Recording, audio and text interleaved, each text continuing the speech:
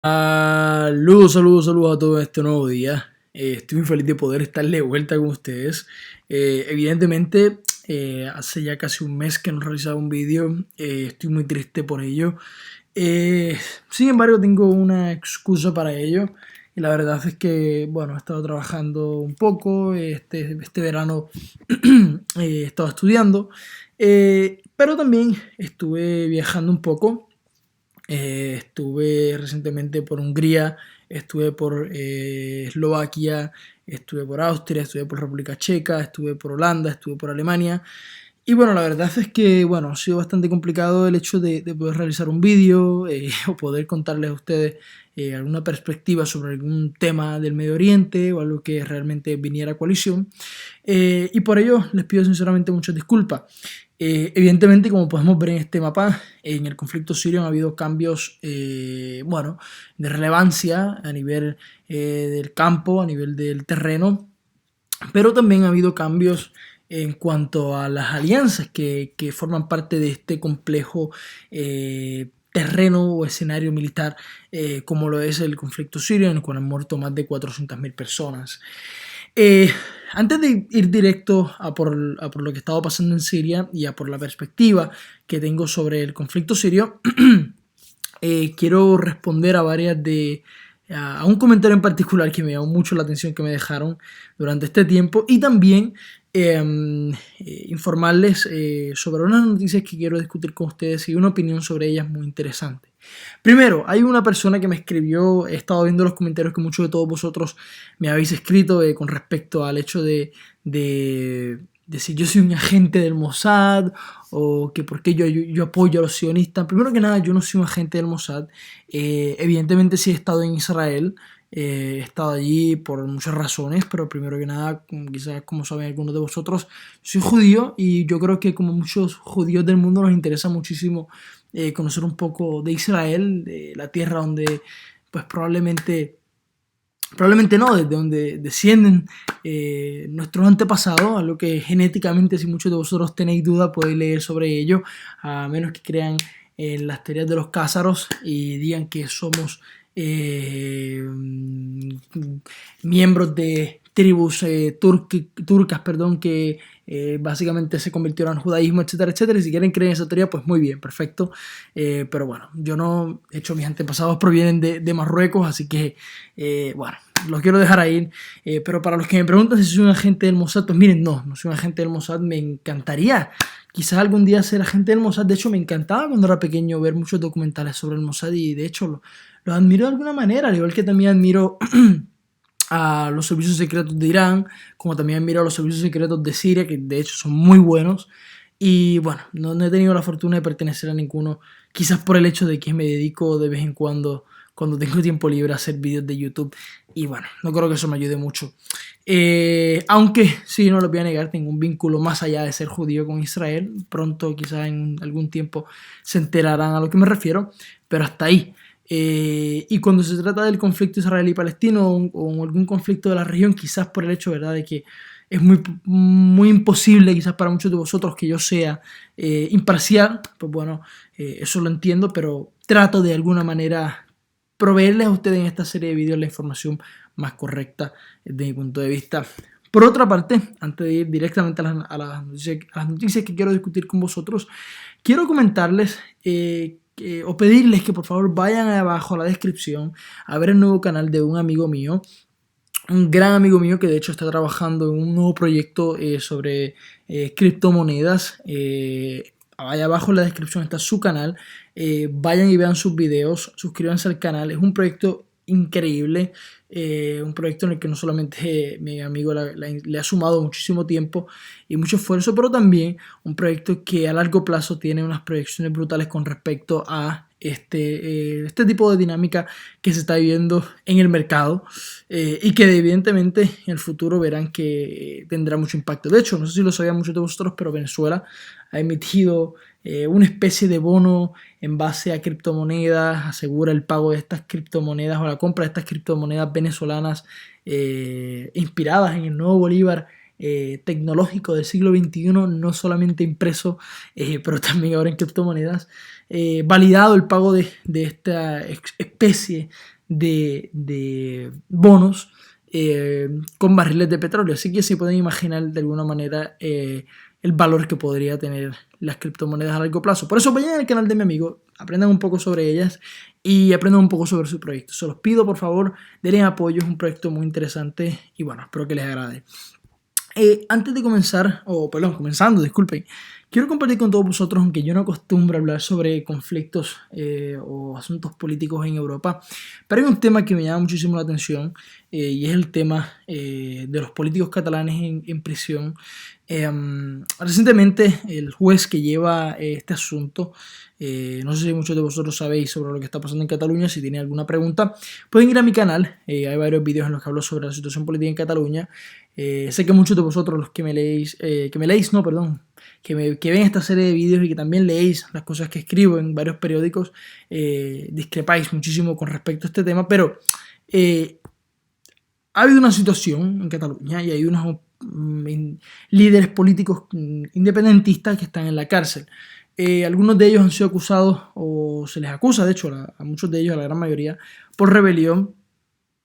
Algunos de ellos formaron parte del gobierno de Cataluña o de la Generalitat de Cataluña que fueron parte o cómplices de la declaración unilateral de independencia que se realizó en Cataluña y están en la cárcel. Y hay otros que también están en la cárcel, como el señor de Jordi Cuixart y Jordi Sánchez, que son miembros de organizaciones políticas y culturales respectivamente en Cataluña, que evidentemente, desde mi punto de vista, no evidentemente, desde mi punto de vista, a los que de hecho se les acusa de rebelión, están en la cárcel sin fundamentos.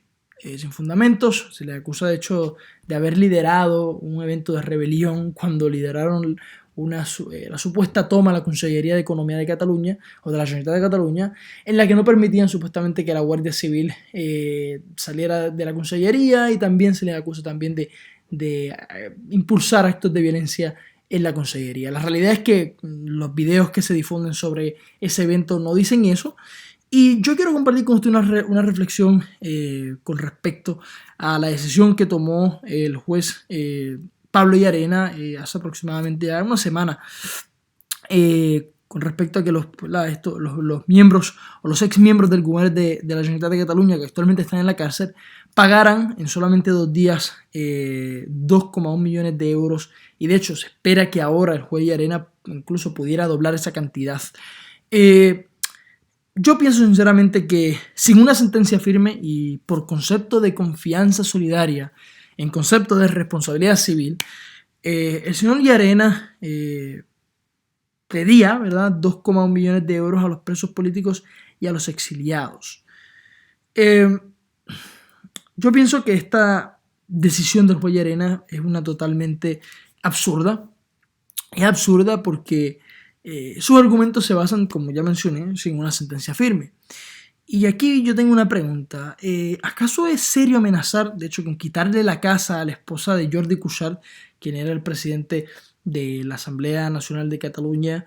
¿Es serio, de verdad, amenazar quitarle la casa a la esposa de este señor, como realizó el juez Pablo Llarena en caso de que no se pagara esta cantidad de 2,1 millones de dólares? Esta señora, que de hecho tiene un niño de 1 año que ni siquiera sintió el calor de su padre porque ha estado en la cárcel.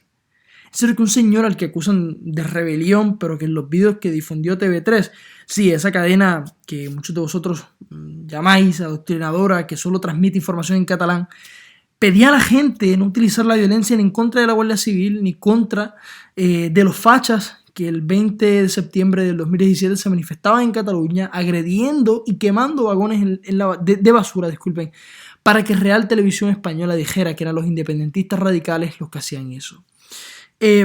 ¿Acaso es serio querer decir que trasladarán a los presos a Cataluña mientras susurran que eso bajará las tensiones y que ya el independentismo comenzará a consumarse sin sus principales líderes? ¿Acaso creen que de verdad con este tipo de acciones merece el Parlamento de Cataluña, representante de la soberanía del pueblo catalán, acatar su orden de suspensión de los diputados catalanes presos? yo creo que con este tipo de acciones inflaman más la herida y llevan a la sociedad catalana al borde del no retorno psicológico, político e identitario, que esto es muy penoso, al resto de la onda del Estado. Sin duda alguna, vosotros, y cuando digo vosotros me refiero a las acciones que ciertos elementos del Estado español y de España están llevando a cabo, sin duda alguna son los que rompen España. Desde mi punto de vista no vale un Viva España, lo que vale es reconocer que España es diversa, plurinacional y sin duda una nación que a su vez es formada y moldeada por otras naciones. Y si esa realidad no es reconocida y los líderes que hoy representan a cada comunidad autónoma les guste o no al Estado, al nieto de Franco, ese rey alto y guapo al que nadie le ha votado, no son respetados, romperá un Estado que de naturaleza es sensible y frágil. Miren, los que sí amamos España, y yo sé muchos de vosotros dirán, pero tú eres puertorriqueño, tú eres estadounidense. Sí, yo nací en Puerto Rico y soy estadounidense. Y de hecho me identifico como puertorriqueño y estadounidense, pero también me siento catalán y me siento parte de esta tierra en donde habito y la amo con mi corazón. Y de hecho, si no hubiera sido por el franquismo, yo creo que las circunstancias de yo nacer en Puerto Rico hubieran sido otras. No creo que hubiera ocurrido, pero bueno, eso es otra historia que quizá algún día les puedo comentar. Los que sí amamos España, de verdad, desde que nacimos, ya sea fuera del país, como es mi caso o no, estas acciones nos da pena porque dejan entrever que la supremacía ideológica de ciertos elementos políticos en España afecta a todo el Estado. Yo creo que amar España es amar la diversidad lingüística, cultural y política que hay en el país. Yo no estoy de acuerdo con esos 2 millones de independentistas que quieren separarse de España. Yo creo que España es una gran nación, que es un gran país y que hay la fórmula política para poder hacer que Cataluña encaje dentro del Estado, que sea como una república asociada dentro del Estado, que tengan su propia constitución, que cobren sus impuestos, pero no quiero que se vayan de España. Y no quiero que se vayan de España porque siento que forman o son parte esencial del Estado y también son parte esencial de la sociedad española. Pero la dinámica que se está llevando a cabo por ciertos elementos políticos y gubernamentales del Estado español, esperemos que ahora con el gobierno del señor Pedro Sánchez las cosas cambien un poco más, ha llevado a que la sociedad catalana se polarice, no como ciertos elementos radicales de extrema derecha en España dicen que la sociedad catalana puede entrar en un conflicto de guerra, etcétera, etcétera. No, yo no lo veo así. Yo sí creo que hay una sociedad polarizada y eso puede llevar no solamente a España, pero también a Cataluña al desastre. Y bueno, esta es una reflexión, disculpen que me haya alargado un poco con este tema. Sin embargo, es un tema que aquí en Cataluña pues vivo a diario y quería compartirlo con todos vosotros. Y no, para los que me preguntan, no soy independentista. Creo que muchos de vosotros os habéis molestado cuando hablaba cuando hablaba de la corona catalano-aragonesa. Yo sé que ese es un tema que de hecho sale o surge durante la Renaixença, lo sé, estoy consciente de ello, pero es un tema que utilicé dentro del contexto en el que hablaba. Pero bueno, vamos a continuar con las noticias. Y hay una noticia que me llama muchísimo la atención, y ahora volvemos directamente al Medio Oriente. Hay una noticia que me voló la cabeza, y es el hecho de que a un exministro, de hecho el exministro de Energía de Israel, en los años 90, un exministro de Energía de los años 90 de Israel, fue acusado de espionaje para Irán. De hecho, este señor vivió en Nigeria durante varios años y se entiende que desde Nigeria y desde otros varios países le estuvo proveyendo información a los servicios secretos iraníes en los que habló. De hecho, aunque esto se filtró a la prensa israelí, porque esto es un caso que no se ha difuminado casi nada al público expectante sobre este tema, en Israel se informó de que proveyó información de los ministros, información personal de los ministros que han interactuado con este tipo de asuntos con los que él en los años 90 trabajó, y también informó, se entiende que proveyó información a Irán con respecto a la infraestructura israelí que lidia con este tipo de asuntos. También dentro de esta misma coyuntura quería informarles de que Trump, el presidente Donald Trump, considera sancionar a la Guardia Revolucionaria. Aplicar sanciones económicas sobre la Guardia Revolucionaria iraní sería algo cataclítico y fatídico para la Guardia Revolucionaria iraní, ya que más del 40% de sus activos líquidos fluyen fuera de las fronteras iraníes, especialmente en territorios como Omán y Qatar, algo que sin duda alguna sería nefasto para la Guardia Revolucionaria. Otra noticia muy interesante, y dos de ellas vuelven de nuevo al conflicto israelí-palestino, es el caso de Hebrón. En la ciudad de Hebrón estuvo aconteciendo algo muy, muy interesante. Y es que he aquí otro ejemplo, de hecho, de cómo el Tribunal Supremo de Israel tiene tendencias totalmente opuestas al Estado. Y yo creo que representa más al pueblo judío en la diáspora que a la realidad que se vive en Israel, una realidad en la que cada día la esfera política se sigue concentrando más en la extrema derecha. Pero es que los judíos de Hebrón, los cuales tenían el derecho a autocontrolarse y autodirigirse, han perdido o han visto afectado este derecho que le otorgó el gobierno de Netanyahu de manera unilateral. Y es que han visto este derecho en peligro porque la Corte Suprema de Israel ha paralizado esta oportunidad o este privilegio que le daba el gobierno de Netanyahu a los más de 850 judíos ultraortodoxos, de hecho, que no reconocen al Estado de Israel y que tampoco reconocen ni apoyan la presencia militar donde ellos se encuentran. De hecho, atacan a los propios soldados israelíes que les protegen, pero bueno, esa es parte de la ironía. Y bueno, se han visto afectados por esta decisión del Tribunal Supremo de Israel. Y aquí quiero compartir con todos vosotros una reflexión. De mi punto de vista, hay aquí otro ejemplo de cómo el Tribunal Supremo de Israel permite, dando cátedra de que los tribunales israelíes están abiertos para todos, a pesar de su etnia, religión, cuando algo es injusto, así como en su día, de hecho, también el Tribunal Supremo de Israel ha apoyado en varias ocasiones la salida de israelíes de asentamientos ilegales. Esto demuestra que todos sean respetados y representados ante las autoridades. Aunque yo personalmente no estoy de acuerdo con que el Tribunal Supremo de Israel ya que creó, ¿verdad?, la zona H2 de Hebrón, esa zona que, recuerden que Hebrón luego de los acuerdos de Oslo fue dividido en la zona H1 y la zona H2. La zona H1 está totalmente controlada por la autoridad palestina. La zona H2 hay una, de hecho, la gran mayoría de personas que viven en la zona H2 que está controlada por Israel dentro del marco de los acuerdos de Oslo son palestinos.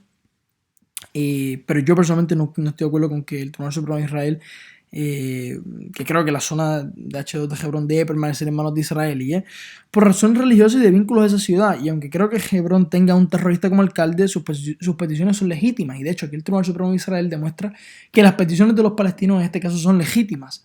Dentro de esa misma coyuntura, quería hacer una reflexión con todos vosotros.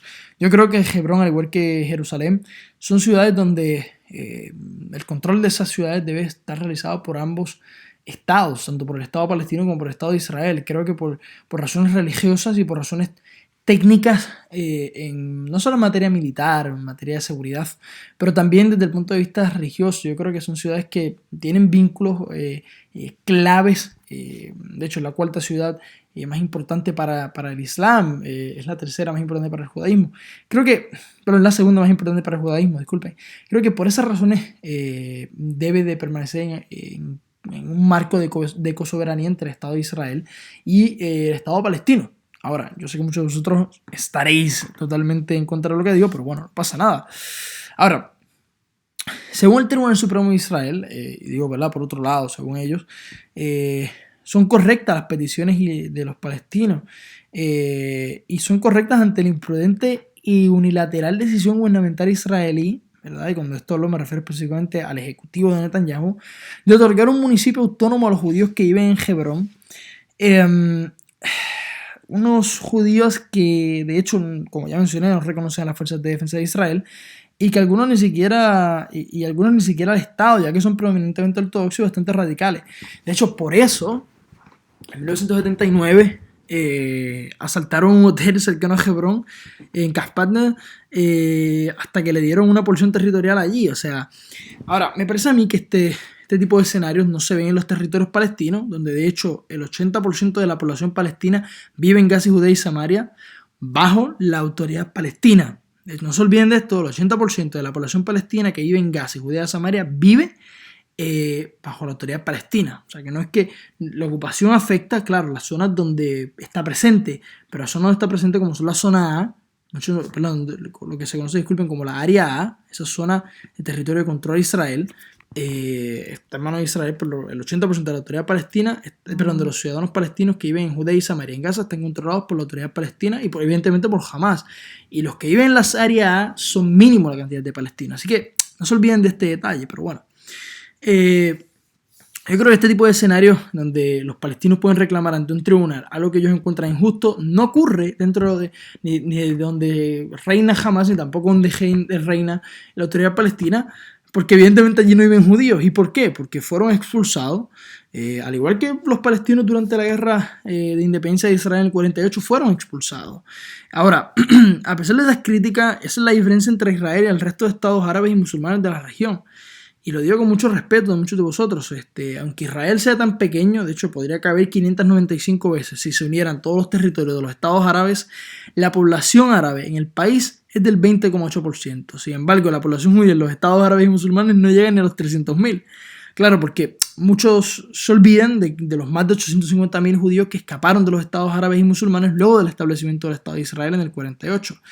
Yo creo que por estas razones Israel no debe ceder en porciones territoriales como Hebrón, Ariel, Gush Etzion y el Valle del Jordán, no solo por razones militares, sino porque siempre han sido judías. Y aunque hoy hay una presencia árabe importante en estas zonas, no se puede ceder esas zonas. De hecho, hay que aprender a convivir con ellos y con las realidades del pasado y las proyecciones de paz del futuro. Sinceramente, yo creo que la realidad de que hay que aprender a vivir juntos es más que evidente. Nadie se va a ir de Eretz Israel y los judíos y los palestinos tienen que aprender a vivir juntos. Porque la realidad es que nadie, ni ellos, ni nosotros, se van a ir de allí. Y bueno, otra noticia que también me llamó muchísimo la atención, que también fue liderada, encabezada por el Tribunal Supremo Israelí, es que congelaron la demolición de una aldea beduina en Cisjordania. En este caso, yo creo que Israel no debe demoler este asentamiento. Un asentamiento que yo entiendo que no es el demolido porque, aunque está en la zona A, la zona es una zona muy poco habitada, aunque sea que esté en pleno, de hecho, perdón, disculpen, está en pleno control de Israel, de los acuerdos de Oslo, y me parece que aunque es una zona muy poco habitada, ya que el 80% de los asentamientos israelíes están a solo 4 kilómetros de la famosa línea verde. Y yo creo que esta comunidad beduina, que fue expulsada en 1950 del Negev, y la historia nos demuestran que han sido un pueblo leal, tanto aquellos beduinos que viven en Israel como aquellos que no viven en las fronteras israelíes, para con los judíos. Aunque se quiera intentar unir un asentamiento israelí en la zona sede con Jerusalén, me parece que no es aceptado demoler este asentamiento, ya que esta zona no es Hebrón, Ariel o Gush Etzion, como ya hablé previamente. Yo creo que Israel tiene la oportunidad en este caso, ¿verdad?, de demostrar ser lo opuesto a ciertos estados árabes y sus conductas, posturas un poco racistas, radicales y xenófobas. Sin embargo, aunque es algo legítimo, válido y legal, legitimar estas ideas, en mi opinión, de demoler un asentamiento beduino de 200 personas me parece bajo. Aunque todo en nombre de la ley, lo digo entre comillas, siempre le sale bien a estos que hoy dirigen a Israel y lo llevan a la polarización extrema. Y bueno, acabo con estas reflexiones de discutir y analizar estas noticias y vamos a por lo que vosotros queréis, que es escuchar qué ha estado pasando en Siria. Miren, Siria, como podemos ver, este marco complejo, especialmente al sur, y yo muchos vídeos les comentaba a vosotros, cuando Al-Assad termine o se expanda un poco al norte de Alepo y se fortalezca en Alepo y acabe con los ciertos grupos de Daesh que quedaban al este de Ghouta, o que quedaban en el desierto de Palmira, o que quedaban al este de Azuna. De hecho, vemos que esta cantidad de territorio donde Daesh tiene influencia se ha reducido de manera dramática. Cuando el ejército también reduzca la presencia de los rebeldes que están en la frontera con Jordania, etcétera, etcétera, irán a por el sur. Y al parecer no me he equivocado. De hecho, se estima que ya Al-Assad controla más del 73% de todo el territorio sirio y ya controla el 67,5% de toda la franja meridional del país. Y ahora, ¿qué ha estado pasando al sur de Siria? Primero que nada, los civiles en la frontera con Jordania rechazan ser forzados a ser desplazados. Israel y Jordania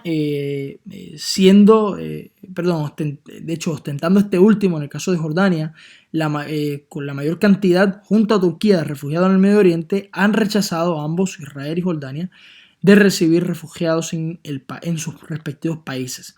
Sin embargo, ambos países han provisto medicamentos, ropa y alimentos a los civiles sirios que han sido desplazados debido al avance arropador, increíble, abrumador. No hay palabras que describan de manera, no hay un verbo que describa de manera, a ver, el avance militar que ha tenido Al-Assad al sur de Damasco, acá en toda la zona de Azuaida y en toda la zona cercana a Kunaitra, un avance increíble, impecable, y bueno, no hay un verbo que lo describa, pero esto también ha llevado a que más de 300.000 personas sean desplazadas en esta zona. Ahora, sin embargo, tanto Jordania como Israel, que son los países que colindan con toda esta zona al sur de Siria, han provisto medicamentos, ropa y alimentos a los civiles sirios. De hecho, Israel envió recientemente 300 tiendas de campaña, 13 toneladas de comida, también envió 15 toneladas de alimento infantil y 30 toneladas de ropa. En el caso de Israel también incluso ha llevado a civiles heridos a hospitales israelíes. También Israel, por otro lado, y desde el punto de vista militar, sigue fortaleciendo su arsenal militar en los altos del Golán. De hecho, han movido varios sistemas antimisiles, disculpen, como lo es Cúpula de Hierro, debido al avance que está teniendo el ejército sirio. Y iré a por ello ahora, pero déjame volver un poco a las estadísticas de los desplazados. También se estima que hay entre 10.000 y 15.000 desplazados entre 5 y 6 campamentos a lo largo de la frontera, con Israel. Y también se estiman que hasta ahora hay 320.000 personas que han sido obligadas a desplazarse en todo lo que es la zona de Dara. Así que, en toda esta zona acá. Así que el efecto del avance militar que ha tenido Al-Assad al sur de Siria ha sido bastante amplio. Lo que es preocupante para Israel es que Al-Assad y la Guardia Revolucionaria iraní, junto a los rebeldes que combaten al costado de estos, penetren a solo 3 kilómetros de la frontera israelí, en lo que sería una clara violación del armisticio de 1974 entre Israel y Siria. ¿Por qué digo esto? Porque el ejército israelí ha demostrado que intenta penetrar toda esta zona militar que está en el costado este de la franja territorial que controlan los cascos azules que han estado ahí desde el año 74, desde este armisticio entre Israel y Siria. Si esto ocurriera, yo creo que algo fatídico pudiera ocurrir y no me sorprendería que Israel empleara acción militar contra el ejército sirio. Eso sería bastante dramático en mi opinión. También cabe informar que el gobierno sirio tomó el control, permítanme acercarme un poquito más, también tomó el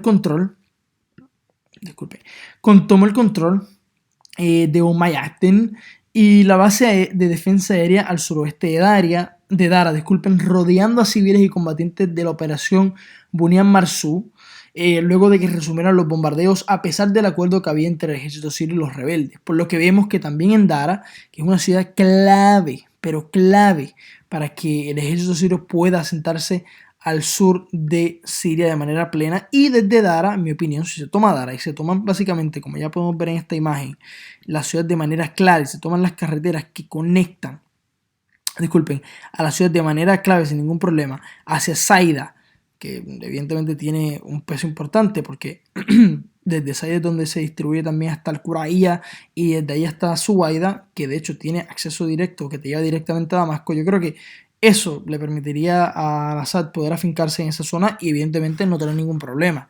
Pero bueno, ya veremos qué pasa en esa zona.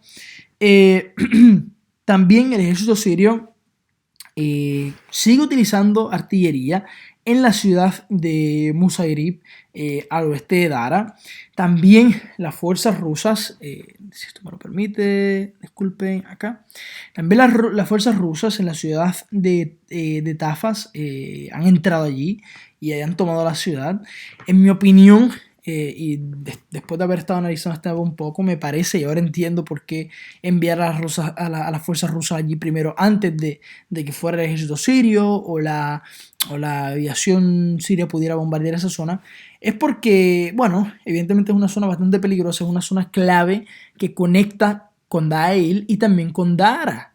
Entonces, la clave está en la conexión entre Dail y Musayrib.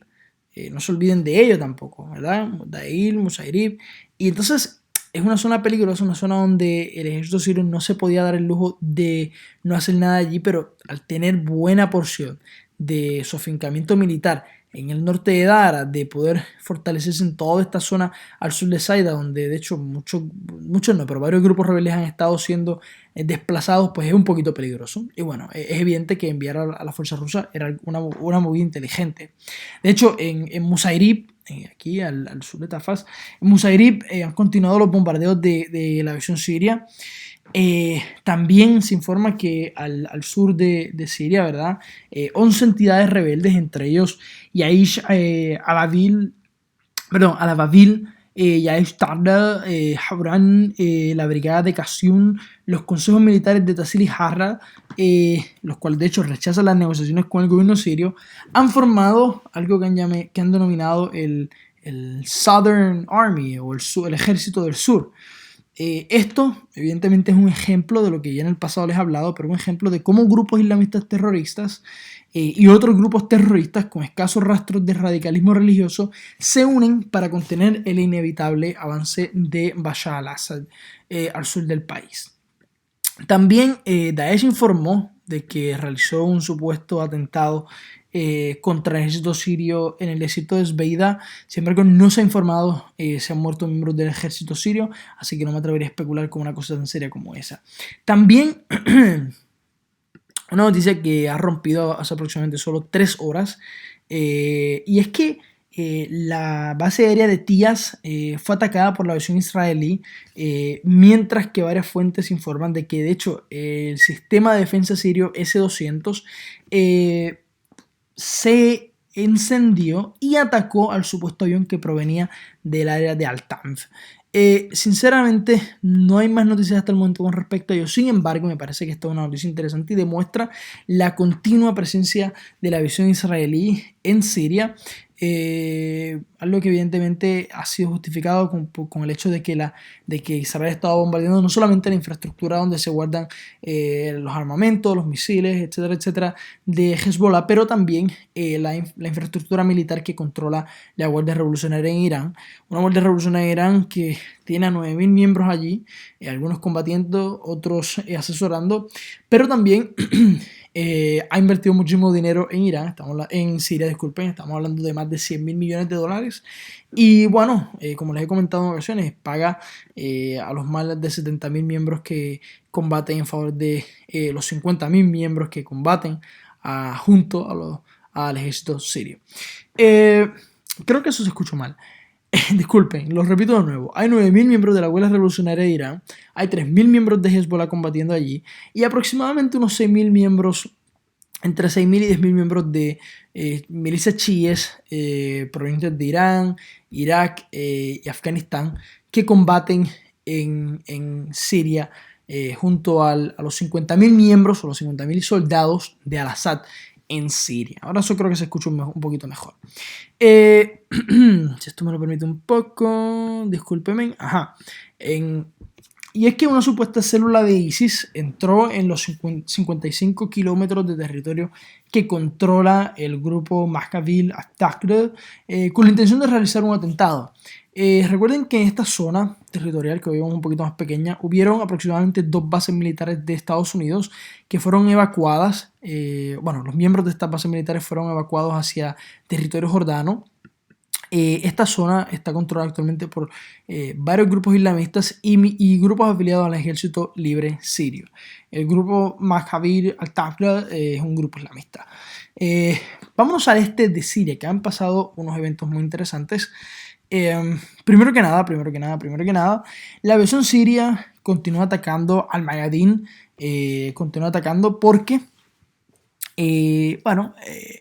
las fuerzas democráticas de Siria han intentado continuar su avance hacia, en mi opinión, por lo que he estado viendo y por las intenciones que se han filtrado a la prensa, con la intención de quizás llegar hasta la base aérea de Al-Mayadin.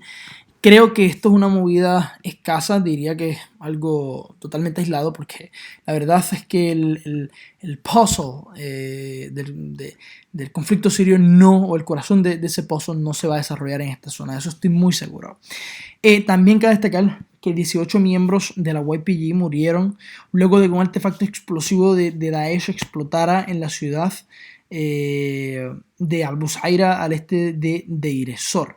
También se informó a las Fuerzas Democráticas Sirias que capturaron 31 villas y varias montañas claves en la zona de Al-Hasaka. Esto es interesante porque, como podemos ver aquí también, al este de Asuwar, la zona donde Daesh tiene influencia se ha reducido de manera dramática.